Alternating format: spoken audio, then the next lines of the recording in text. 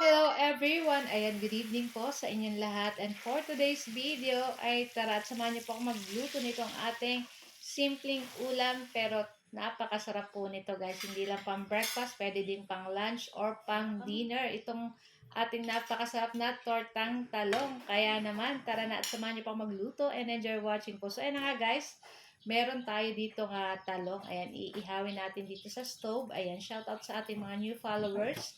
Ayan, at kung bago pa lang po kayo, ay huwag niyo po sanang kalimutan mag-like at mag-follow para palagi po kayong updated sa aming mga bagong video. So, ayan na nga guys, okay na tong ating talong, naihaw na natin and syempre babalatan po natin yan isa-isa and diretso na natin sa ating tawag niyan, faucet o sa ating, yan, sa ating, yan, para mahugasan natin yung ating talong and syempre make sure na malinis and i-check din po natin na walang uod kaya medyo binubuka-buka natin yung ating talong dyan.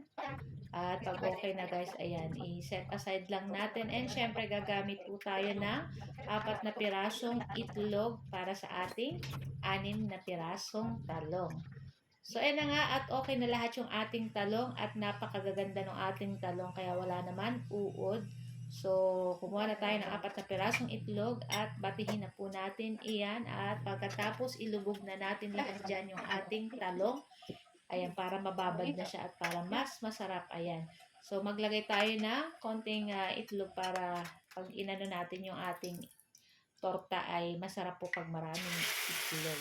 So, nagpainit lang po tayo ng mantika at pag mainit na ay pwede na po natin dyan ihulog itong ating lulutuin na tortang talong. Ayan, so dalawa lang ang kasya dito sa ating pan. Kaya naman, hintayin lang nating maluto. And syempre, after nitong maluto, isunod na natin yung iba pang 4 na pirasong talong. Ayan. So, after ilang minuto ay babaliktad din po natin iyan para maluto naman yung kabila. Ayan, pag ganito na yung color, ayan, tama na po yan. Pwede na natin ibalik. Baliktad din. Ayan.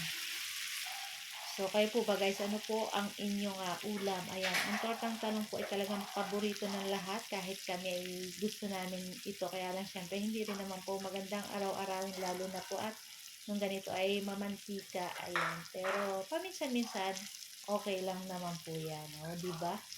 So, yun na nga at okay na rin to guys. So, syempre, huwag kalimutang gumamit ng paper towel para yung excess oil niya ay sipsipin ng paper towel. So, hindi po natin makain. So, nakita niyo ba yan guys? Sobrang sarap nito sa ketchup or toyo kalamansi. Ayan.